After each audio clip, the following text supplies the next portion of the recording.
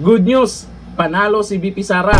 Ano kaya ang nararamdaman ni Matibag ngayon? Ibinasura ng DOJ ang kasong inciting to sedition na isinampa ng NBI laban kay Vice President Sara Duterte.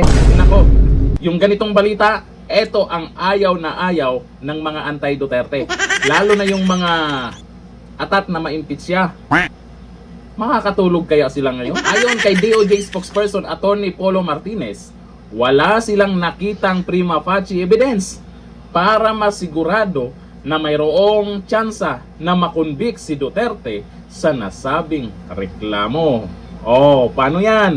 Sige, tuloy nyo lang yung impeachment trial nyo dyan sa Senado. Bandang uli, kay VP Sara pa rin papaburian. Ang nasabing kaso, ang nag-ugat sa online press conference ni Duterte kung saan nagbanta umano ito sa buhay ni Pangulong Ferdinand Marcos Jr., First Lady Liza Araneta Marcos, at dating House Speaker Martin Romualdez. E paano yan? Isa ito sa napag-usapan dyan sa impeachment trial. Meron pa silang witness dyan, mga taga-NBI, pero pagdating sa DOJ, ito yung nangyari, ibinasura na nga. Pero aasahan po natin, hindi po sila susuko dyan na kung ano-ano yung gagawin nilang paraan para sa paninira kay VP Sara.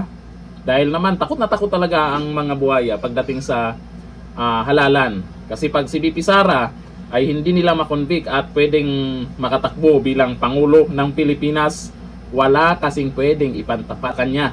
Real talk yan. Sino ba pwedeng ipantapat kay VP Sara? Kaya dyan sila nakafocus ngayon. Paano nila mapigilan itong si VP Sara? Kasi pag nakaupo yan sa Malacanang, pagkatapos ng halalan, malamang punong-puno ang kulungan. Ang taong bayan mismo, alam na kung sino-sino ang mga buhaya ngayon. Ang nangyari, yung mga nagsasalita, yung mga nagbubulgar, yun pa yung mga nakakasuhan, yun pa yung mga nakulong. Kaya ito lang payo ko sa mga pumaldong mga buhaya dyan. Ginawa na rin ito ng iba, yung mga nanahimik, di ba? Magbalot-balot na kayo habang maaga pa para hindi halata ba? Baka naman sa 2028 pa kayo magbalot-balot at magtago. Pansin nyo, tuloy-tuloy pong kinakarma yung mga nanggigipit sa mga Duterte. Pero sa side ng mga Duterte, mukhang tuloy-tuloy din yung swerte. Pansin nyo, simula kay Tatay Digong, anyari sa ICC. Sa KOGC leader, may good news na itong nakaraan tungkol dun sa kaso niya. Sa Korte ng Amerika, may decision ding inilabas.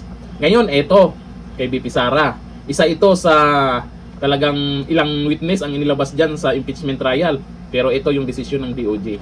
Naku, tuloy-tuloy to. Kabahan na kayo. Malamang, hindi ibabalita ng ibang media to. Kasi isa din sila sa di umanong pumaldo. Hanggang dito na natin, Q. Bye-bye.